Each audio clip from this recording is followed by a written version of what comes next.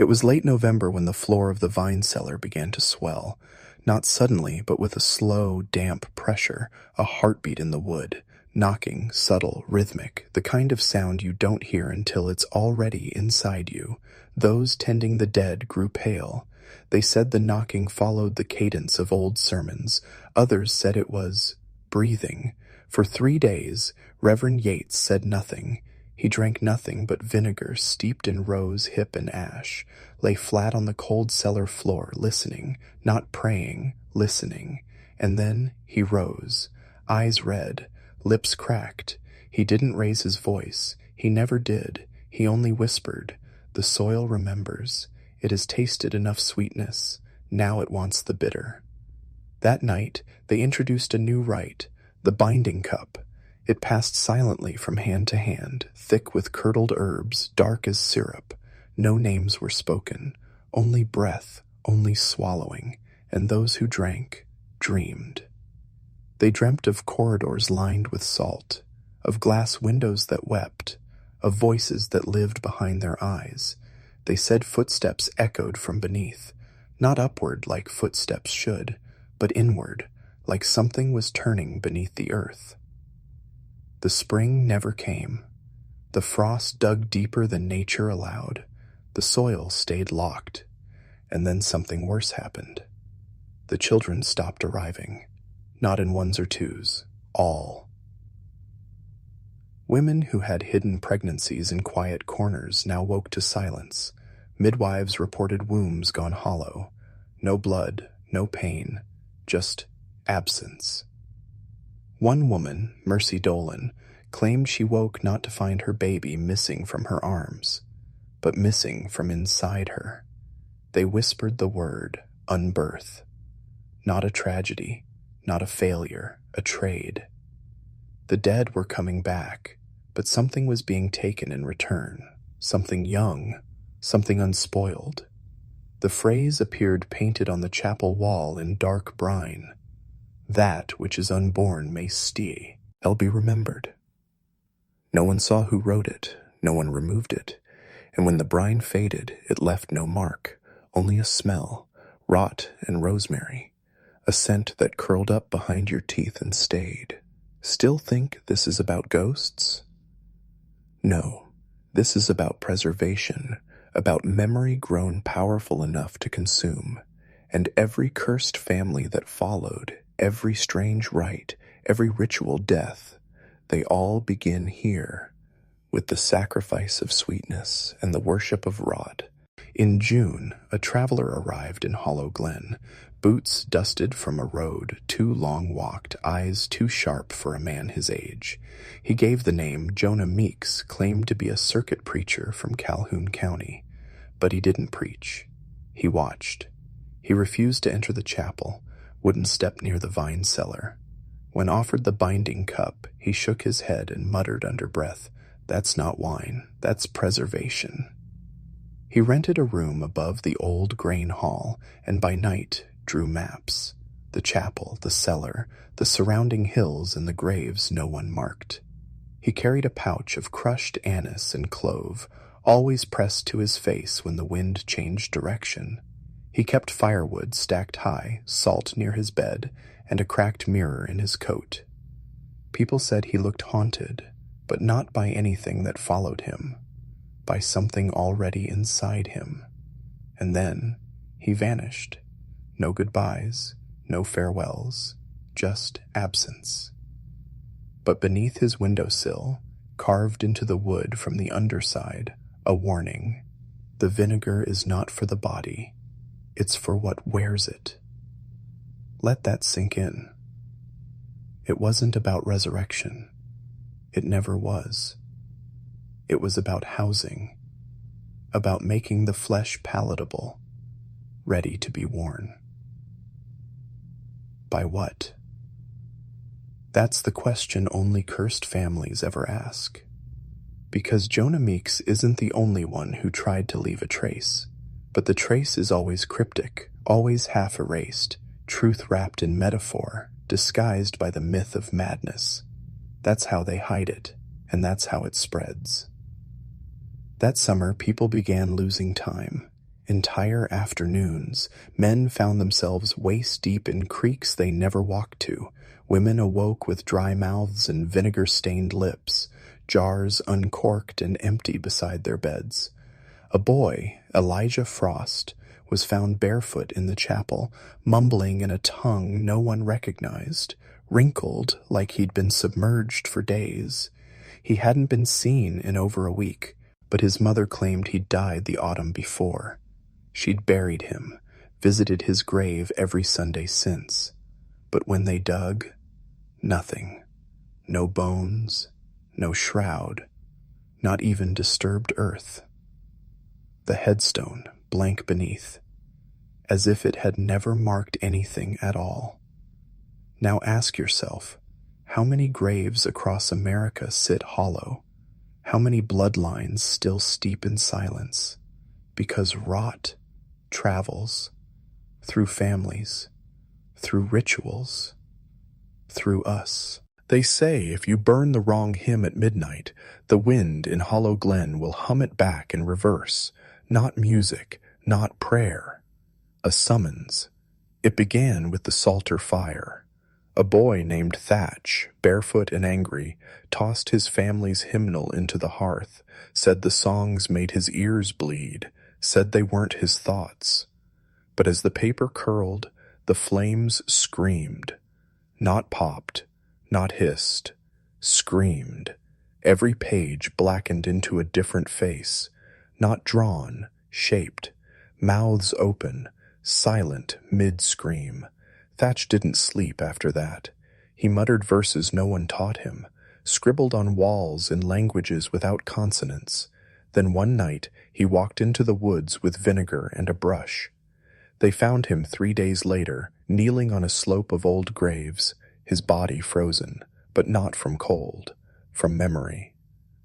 That's what the old woman said anyway. Ruth Calder, the midwife turned watchkeeper. She'd seen it before, said memory, once steeped too long, preserves the shape of a soul, but not its will, and when the soul no longer belongs to the body, it begins to rot. You've seen the signs, families that pass down secrets instead of heirlooms, names spoken only in basements, rooms locked from the inside, and always, vinegar. It isn't just superstition, it's brine for the mind, a pickling, a way to soften the membrane between memory and flesh, so what was once dead can wear you. Thatch was the first of the second wave. Others followed. A woman swallowed her wedding ring in sleep, then wrote journal pages in a hand not her own. A man cut out every verse from his grandfather's Bible except Revelations and buried them in jars. A girl whispered psalms backward into wells and waited for them to echo back in her mother's voice. They weren't just haunted, they were inhabited, and what lived in them didn't want resurrection, it wanted audience. Because stories once told to, often stop being history, they become scripture. And once scripture is steeped in vinegar, it stops serving the living. It serves only the remembered. That's why Hollow Glen still sings with empty mouths, why its roads turn inward, why even now something listens when you speak its name, and why the cursed never die, they just ferment. The Hollow Glen funeral bells were never rung by hand. They moved on their own. They hung in a belfry older than the county records, ropeless, rusted, forgotten by modern blueprints. But when death crept near, they swayed with a whisper no wind could explain. And worse, they told before the dying knew they were marked. It was called the advance morning. At first, people thought it was coincidence. A child fell from the hayloft, and the bell chimed twice that morning. An old man clutched his chest in the orchard, and the bell had moaned low at dawn. But then came the triple toll. 3 notes. Staggered. Rotten. A week later, 3 girls from the Bradshaw family were found at the riverbank, hands folded, mouths full of dirt, not drowned but still. No bruises, no signs of struggle, just eyes wide open and hearts absent, like something had taken them out. And the bell? It sang until midnight, then fell silent for months. Reverend Yates called it the payment bell, said it wasn't warning of death, but marking a harvest. Still think this is religion? No. This is accountancy, cosmic ledgers, offerings and debts tracked not in gold, but in flesh and memory, and the bell was the collector. Years later, when a new sheriff tried to silence the town's superstition, he ordered the belfry torn down. On the third strike of his sledgehammer, a swarm of hornets poured from the wood. Not bees. Hornets, pale, silent. They burrowed into his face. He screamed until his tongue split. He lived, but never spoke again, just scratched at his ears until they bled. He was the last outsider who tried to change Hollow Glen, because what lives there isn't stopped by law. It's invoked by denial. The bell still stands. No one touches it now, not even the wind. But when someone is marked, when the rot grows too deep, everyone hears the same thing, a low, wet clang, like a ajar lid loosening after years sealed tight. And every time it tolls, the town whispers the same phrase, memory has teeth, because the dead in Hollow Glen aren't silent. They chew. There was a house they never tore down. Number 81, Widow's Pike. White clapboard rotted gray, roof bowed like a spine too long burdened. No power, no records, but always occupied. People swore they saw candlelight in the upstairs window. A shape, not quite woman, not quite shadow, just watching. Kids dared each other to knock. Only one did. Silas Boone. 14, wild and braver than he should have been. He knocked once, laughed, knocked twice, waited. The door opened a crack, not inward, not outward, downward, like something had chewed the hinges from beneath. He never spoke again. They found him at dawn, standing in the vinegar field, both arms wrapped around his chest like a swaddled child, his lips sewn shut, not with thread but with fine human hair. He had written only one thing, on his own skin, with a sewing needle. She remembers you. They say the house isn't haunted. No, it's remembering. It collects stories, faces, regrets. The moment you notice it, it notices you back. Walk past too slowly, and you'll hear your name said by someone you buried. Step on its porch, and it'll show you a future that smells like wet wood and burnt vinegar. Not your future. Theirs. The ones who came before you. The ones who never left. Inside the house is a ledger carved into the walls. Every plank marked in old names, crossed out, scratched back in, circled in loops, some in English, some in tongues that never had alphabets, some in shapes that shift when you look too long. One family line appears more than any other, the Hanners. 15 names, all women, all vanished, and at the bottom, a space left blank. But the wood under it is worn, as if a finger traced it daily. Locals say it's waiting for the next girl to carry the burden, to take the memory back inside her and ferment it correctly this time. Because it's not about ghosts, it's about unfinished. Heed recipes. The right blend of blood, vinegar, silence, and memory. That's how the house preserves its voice. That's how it feeds. So next time you pass an abandoned home with no power, no mail, no children, and yet you feel watched, don't knock. You don't want to know if it remembers you. There's a pond behind the abandoned chapel. Still, black, shaped like a teardrop. Locals call it Mother's Eye. They say it never freezes, not in January, not even during the deep frost of 61. Snow falls around it, but never on it. Birds avoid it. Insects skim it, then vanish. No frogs, no fish, no reflection. You can look down, but it won't show you.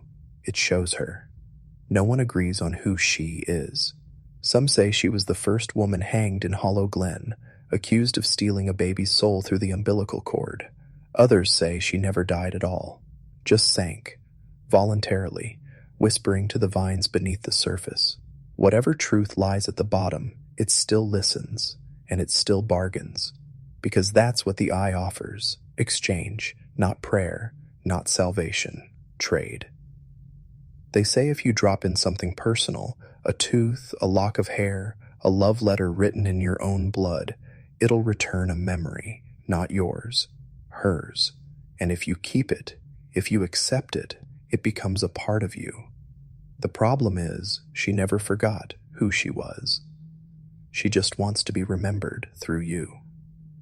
There's a reason the town's oldest families all have a child who went strange, who started drawing spirals, who stopped calling their parents mom or dad and began saying the vessel.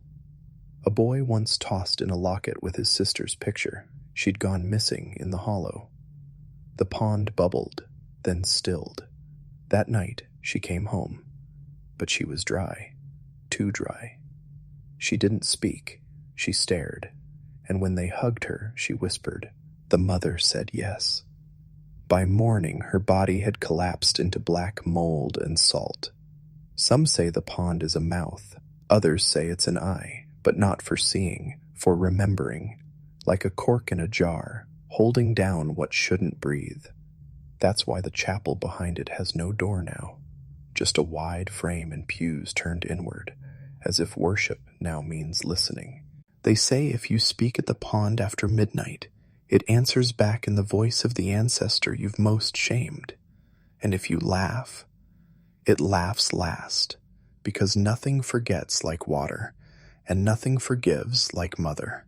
They say there's a book, not written but grown, bound in skin so old it no longer resembles anything human. Its cover pulses when the moon is high, not because it's alive, but because it remembers. The Book of Hollow Glen isn't found. It finds you. People don't talk about owning it, only surviving it. It shows up in places it shouldn't, beneath a child's crib, inside a locked cellar, behind the altar of a burned-out church. One farmer found it buried in a salt barrel. He brought it home. 3 days later, his wife was speaking backward and the cows gave black milk. By the 7th night, the farmer tried to burn the book, but the flames turned blue, then green, then cold, and the book opened on its own. There are no words inside, just images.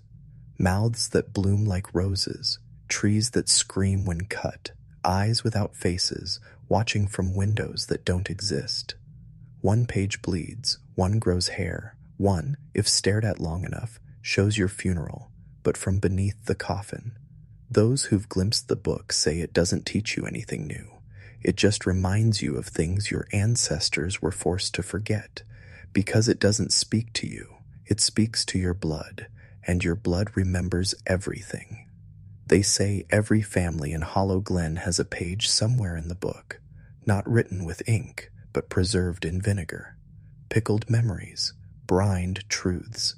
Every lie you tell yourself about who you are, that you're free, that you're innocent, that your name is yours, melts when the book opens.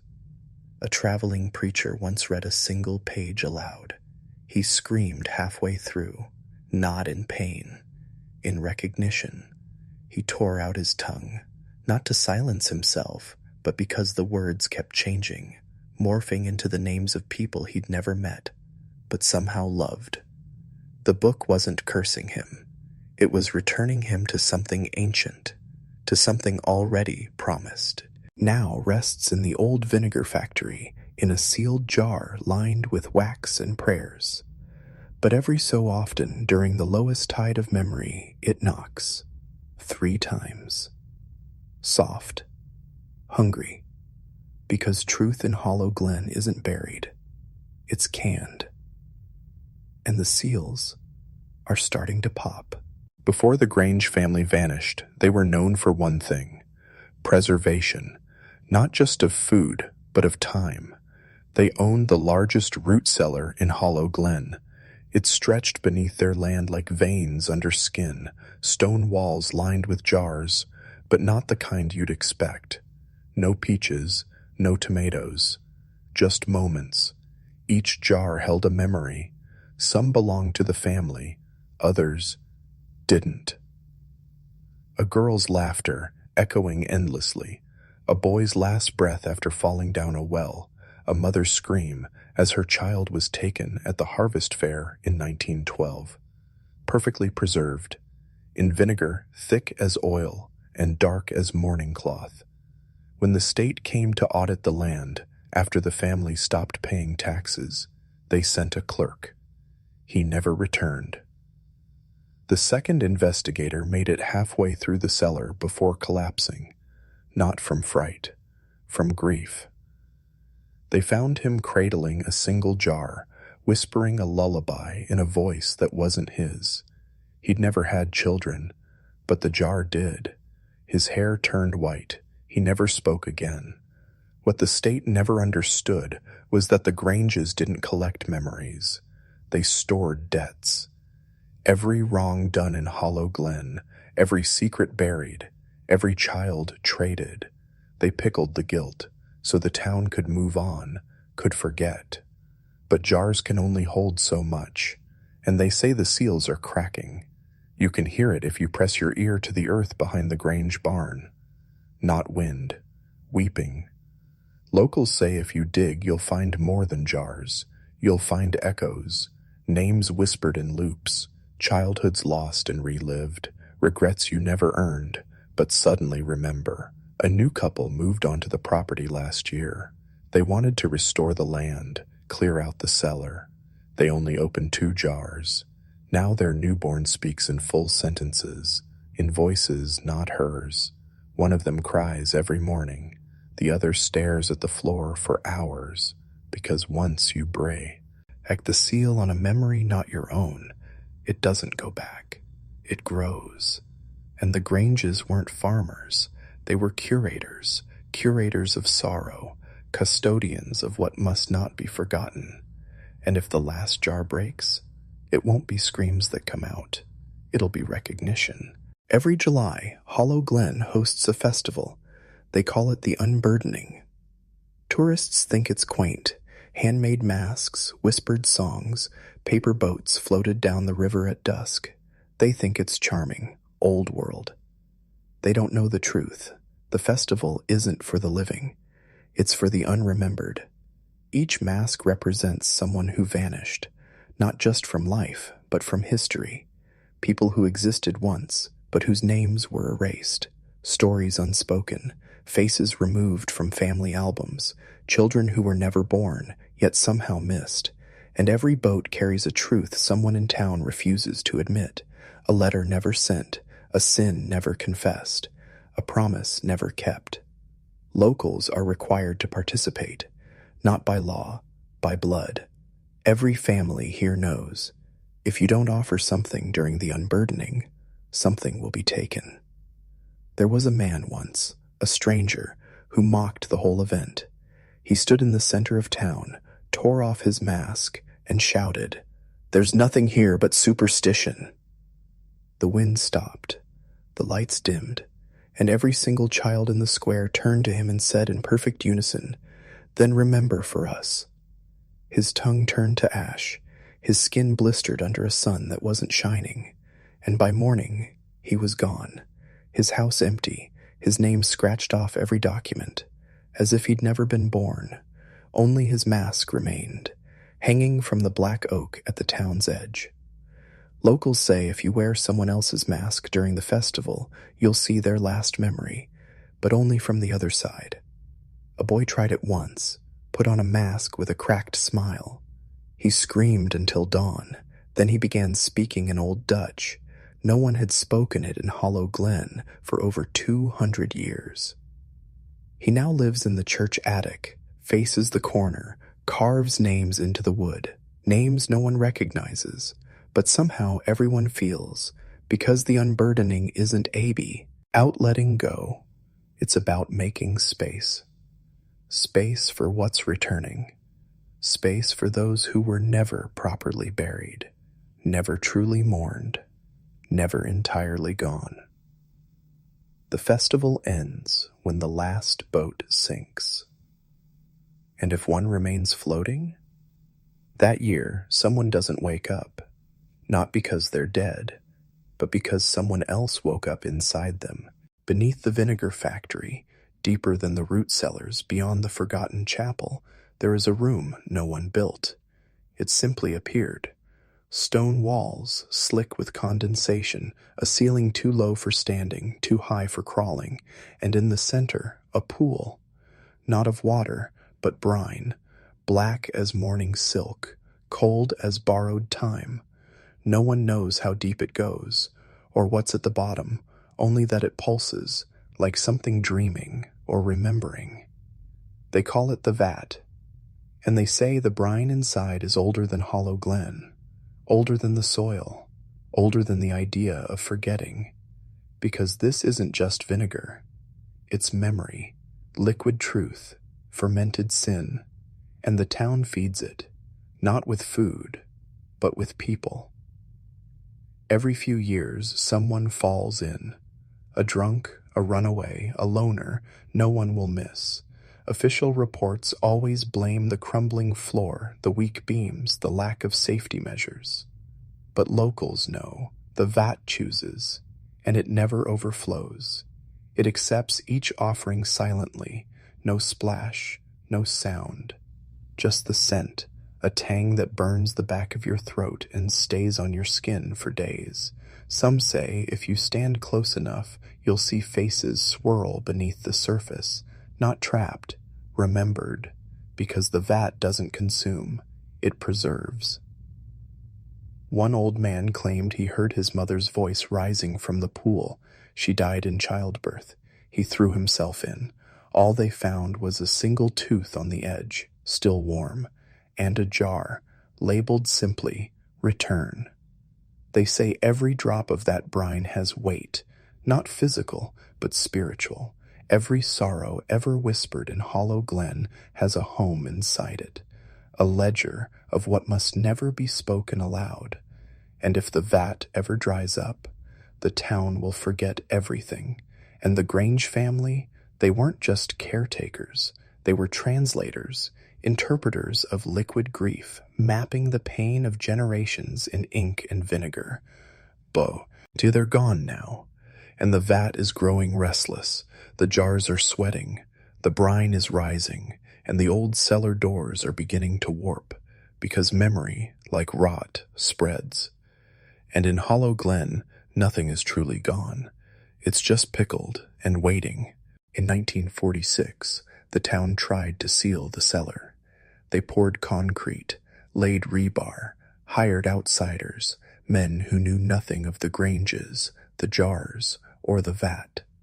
It took 6 days. On the 7th, the lead foreman disappeared. All they found was his helmet, sitting perfectly upright on the wet cement. Inside was a note in a language no one recognized, not even the scholars from Boston. But the old midwife, May Grange's cousin, claimed it said only one thing: you buried the vessel, not the contents. They thought it was done, that the cellar was entombed forever, that the grief, the debt, the history was finally laid to rest. But sorrow doesn't die. It seeps, and within a month, babies born in Hollow Glen began crying in voices that weren't their own. Mothers reported dreams of drowning in syrup. And 3 elders walked into the river, holding jars to their chests like infants. They called it the brining. No doctors could explain it. No priests dared enter the town. One whispered that Hollow Glen wasn't cursed. It was responsible for holding something others refused to carry. The church bells stopped ringing, not because they broke, but because the ropes turned to vine. The ground behind the chapel began to bubble with a foul, sweet rot, not decay, fermentation, like the town was being prepared, pickled. Jars began appearing on porches. No one claimed them. No one opened them. Some were empty. Others whispered. Names of ancestors no one remembered. Sins no one confessed. Secrets that had no right surviving. The mayor held a town hall, demanded unity, called it mass hysteria. That night he was found floating in his bathtub, arms crossed, eyes wide open, mouth filled with brine. No one claimed the body. He's still listed as missing. They say every town has a secret, but Hollow Glen is the secret. A wound sealed too tightly, a jar shaken too hard. And the Grange family weren't the cause. They were the corks. Now they're gone, and the seal is failing, because some truths refuse to stay buried. They rise, fizzy, pressurized, hungry, and when they burst, the town won't remember what it forgot. It'll become it. At the far edge of Hollow Glen, where the fog hangs thicker than breath and the trees grow in unnatural symmetry, there stands a farmhouse that does not age. Peeling white paint, a swing that creaks without wind, curtains that twitch without hands. No one built it. It was inherited. Every generation, one child in the town receives a letter, unsigned, unmarked, sealed with wax in the shape of a cracked bell. Inside, a single line, the brine remembers. Do you? And they go. Always alone, always without goodbye, and the house accepts them. Neighbors say you can hear laughter from its attic, children's laughter, high, hollow, unnatural. Some swear they've seen little faces peeking from the windows, but no child lives there. Not anymore. The Grange family once owned it, before they became archivists, before they learned to pickle not just vegetables, but vows. You see, the farmhouse is a receiver, not a home, not a prison, a vessel. For memories too volatile to jar, regrets too wild to ferment. It holds the moments that the vat rejects, the unsorted, the unresolved, the unfinished, and it leaks. Each year during the unburdening, the door opens on its own, just a crack, and the house exhales. A sweet, sour breath that lingers across Hollow Glen, that curls into the mouths of sleeping infants, that seeps into the floorboards of forgotten rooms. Locals call it the letting, because it's not just the town letting go, it's the house letting out. Letting out names, images, imitations of people long gone, walking in bodies they were never born into. One year, a woman found her husband gardening in the middle of the night, only it wasn't her husband, it was her brother. He drowned in the river when they were children. He smiled, said, "The water's warm now," and then bit off his own tongue. They keep him in the shed. He hums the old school anthem. Backwards. The farmhouse does not demand rent. It demands remembrance. And if no child answers the letter, the door opens wider, and what's inside begins to wander. You can always tell when it's too late. The curtains blow inward. The porch swing sways with laughter, and somewhere under your skin a name you've never heard begins to itch. There is one room in the farmhouse no one has ever entered willingly. It's called the pantry, not because food is kept there, because hunger is. No door leads to it, no blueprint marks it. But sometimes, when the fog thickens and the wind holds its breath, you can hear the sound of jars clinking, not being placed, being opened. In 1963, a surveyor went missing during land reclassification. His wife found his recorder buried under the front porch, still ticking. The last 3 minutes are whispers, not his, but everybody else's, voices of people who should have been dead, voices that called his name with his mouth, voices that recited every lie he'd told since childhood, backwards. At the very end, just before the tape cut off, one sentence. It's not storage, it's feeding. You see, the pantry isn't a room. It's a wound, a place the house itself tries to forget, a breach in the architecture of silence, where every memory that was too bitter for the vat and too wild for the jars ends up.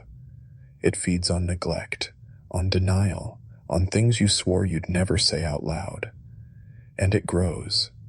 Every decade, the farmhouse shifts slightly. Floorboards buckle, ceilings sag.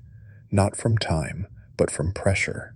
From something pushing outward, clawing for space. The pantry is not locked. It is contained. By ritual. By blood. By remembrance. Each family chosen by the letter knows it. One night, the pantry will call, and when it does, someone must go inside. Alone. They carry a single jar, unlabeled, empty. If they return, the jar is full, and they are hollow, pale, silent for the rest of their lives. But if they don't return, the house creaks differently. The trees lean a little closer. The fog comes through walls. And the next morning the town wakes with memories they never lived. A wedding where no one said yes. A funeral where the casket blinked. A birthday where every guest had your face. You can survive Hollow Glen, but only if you never ask what's behind the pantry. Because once you ask, you remember. And once you remember, there's a ledger beneath the floorboards of the Hollow Glen archive. Not on shelves, not in ink, in bone. Every time someone disappears, a new vertebra appears in the spiral staircase. At first, the town thought it was a metaphor, a way to say this place has history. But then a boy named Eli went missing in 1982, and the next day, his birthmark, a swirl like a question mark, was found etched into the next stair's marrow. This town doesn't forget. It memorizes differently. Memory here is tactile. It stains. And when it's time to settle accounts, it doesn't send ghosts. It sends stand-ins. You see, Hollow Glen has no graveyard, because nothing stays buried. And the archive? It doesn't store knowledge. It replicates it. Every story ever told aloud in Hollow Glen rewrites itself in the dark. Old love letters begin to rhyme in iambic pentameter. Bibles whisper contradictory gospels. Obituaries shift the dates, so the dead seem to die again and again and again. No fire will burn them. No ink will blot them. A man once tried to rip out every page with his own name in it. He tore through 5 books. His fingers blistered. His teeth broke. He vanished. But next Sunday, during the unburdening, the archive delivered a new volume, The Passion of Clayton Reese. It wasn't written by anyone, but it had footnotes. From the future, every scream, every betrayal, every thought he was too afraid to say out loud, it was all in there, including how he'd planned to burn the town down. So Hollow Glen did it first. The ledger beneath the floorboards isn't complete, because some memories are still walking, still gathering chapters, still waiting for someone to ask the wrong question. Every town keeps its history, but Hollow Glen keeps yours, even the parts you haven't lived yet. And once your story's in the archive, you don't get to finish it. It finishes you. The unburdening comes not with trumpets or ritual. It begins with a sound, a knock. Not on your door, but inside your walls. A rhythm, familiar, childlike, like someone trying to remember your heartbeat. Then the fog rises, not outside, but within, inside the pantry, inside the jars, inside you. It coats your memories, softens your screams, makes everything feel rewritten. That's how it starts. The second sign is mirroring, a face in the mirror that smiles before you do, a laugh that arrives before your joke, children humming lullabies that haven't been sung in 50 years. And then, without warning, the house comes to you, not brick and wood, but presence.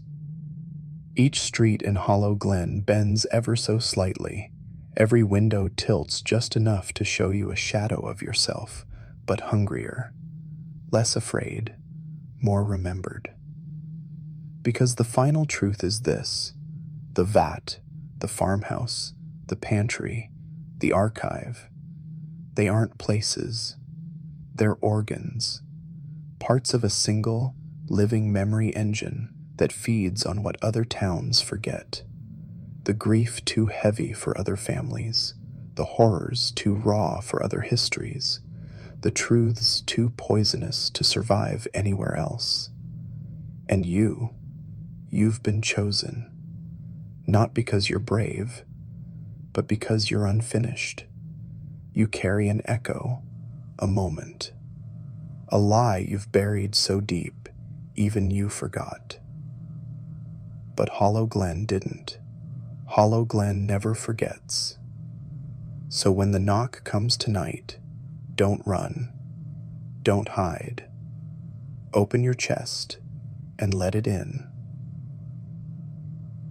The final jar is you, and the label reads, "Property of the Forgotten, to be opened upon awakening. Sleep well, visitor. Your history begins tomorrow." You were never supposed to hear this. What I'm about to tell you was never written down. It was whispered, passed from failing lips to eager ears, a secret carried in vinegar-soaked cloth through bloodlines that never die, only deepen. Because death, in these families, wasn't an end. It was the beginning of something far worse. In the spring of 1847, the Reverend Corbin Yates walked barefoot over a salted ridge and into Hollow Glen. No escort, no kin, no warning. He carried a Bible that no one ever saw open and a satchel that clinked softly with every step. Some said it was coins, others said bones. He built a chapel from the wreckage of a tannery, mixed its mortar with ash and lime scraped from abandoned smokehouses. But it wasn't the structure that drew people in. It was the air. It turned sharp the moment he arrived, like vinegar left too long in the sun. And then they came, widows, farmhands, mothers with children who wouldn't cry. They arrived at dusk, always in silence, always with offerings, dried fruit, herbs steeped in vinegar. The rules were never spoken, but everyone knew them. No laughter, no singing, no fresh bread unless it had first gone stale. Infants were not baptized. They were anointed with bitter draughts. The dead weren't buried. They were laid in pine hollows and soaked in acid, left to sour, before they were remembered. This was no religion. This was wrought as revelation. And Yates, he never shouted. He whispered, and somehow everyone heard. Now ask yourself, why do these stories vanish? Why are families like this never in your history books? What power hides them from view? And what happens when you uncover them? Because this is not just the story of Hollow Glen. It's the story of America's most cursed families, of lineages so rotten their very blood ferments the earth, of institutions that feed on grief and preserve memory like it's meat. And you've already stepped too far in to turn back now. You're being watched, not by eyes, but by memory itself. By the winter of 1848, the dead were being delivered to the cellar, not in grief, but in hope. Families didn't come for closure. They came for return. They no longer prayed for peace. They waited for movement, and it came. The first return was a boy named Elias Brandt, 9 years old, drowned in a flooded root cellar. His mother refused burial.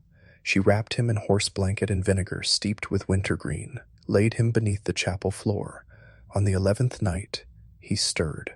Not a breath, a flutter. Witnesses say his lips parted, that he whispered, but not in his voice and not in his name. He quoted verses no one remembered reading, named herbs in Latin, pointed to a bricked alcove behind the wall where bones would later be found, and that was enough. Others began to arrive, vinegar jugs in hand, trailing limp bodies behind them. Rituals grew longer. Decay was no longer feared. It was cultivated. The longer the body steeped, the deeper the return, but not all returns were gentle. A man named Deke Lothrop brought his sister Miriam after her jaw locked in death. She had mocked the sermons, refused communion, but she whispered to him from beyond, he said, told him which vinegar to bring, so he did. She was laid beneath the center beam. On the 4th night she moaned. On the 5th her hands unfurled, but her face never softened, her mouth still locked open.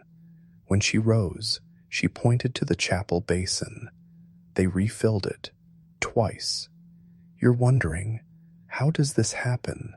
What makes this possible? But you're asking the wrong question. The right question is, what did it cost? Because after Elias, there were no more births for months. After Miriam, the cornfields began to smell like cider turned sour, and by the time 10 more returns had stirred, half the children in Hollow Glen had stopped laughing altogether, and no one asked why. You're not watching a Keisha haunting, you're watching a bargain. The families of Hollow Glen weren't cursed by misfortune. They were chosen because they said yes, because they answered a call most of us can't hear, a summons not to be good, but to remember, and memory is bitter. Something shifted in the marrow of Hollow Glen, not in the wind, not in the trees, but in the people. They stopped singing to their children. Mirrors vanished from homes. Water was boiled, cooled, and left in glass jars at doorways to catch memory, they said. Even outside the chapel, things changed. They whispered psalms into vinegar and sealed them beneath floorboards. A woman named Esther Flint began sewing black veils for newborns, not to shield them from the world, but from themselves. She claimed the sight of their own reflection could undo the reckoning. You think these are superstitions, but superstitions don't silence forests, don't bend rivers around bone. A local apothecary, once known for remedies, started crafting strange brews, soul binders, he called them. Vinegar steeped with chalk, iron shavings, root dust, and flakes from an old church bell. People offered relics in exchange: baby teeth, prayer stones, hymnals torn in half. Those who drank said it dulled their grief. But some drank too much, and when they spoke, their words didn't belong to them anymore. They spoke like they were remembering someone else's sorrow, grief secondhand, like vessels, not mourners. You see, once grief is preserved, once pain is bottled and passed mouth to mouth, it stops belonging to the one who felt it. It becomes ritual, and the more it's repeated, the deeper it digs. Soon cabins were abandoned, plots left unvisited. Roads that once led outward began to curve inward. Even outsiders, traders, taxmen, surveyors felt it. They'd arrive speaking in strong, rational tones, but within days they'd speak slower, stumble over their own names. One magistrate sent 2 men to document the chapel grounds. Neither returned. Only the horses came back, eyes wild, saddlebags soaked in brine. Inside, Bible pages, torn from different family editions, verses underlined in tremche, bling ink, Ezekiel, Lazarus, the bitter cup. No explanation, just that phrase again. Even vinegar needs time to steep. It echoed through Hollow Glen like a promise or a threat, and those who heard it, really heard it, never left the same. Now I ask you again, why weren't you told this story? Because this isn't folklore. This isn't just backwoods religion. This is what happens when memory becomes a god. And once that god is fed, it never starves again.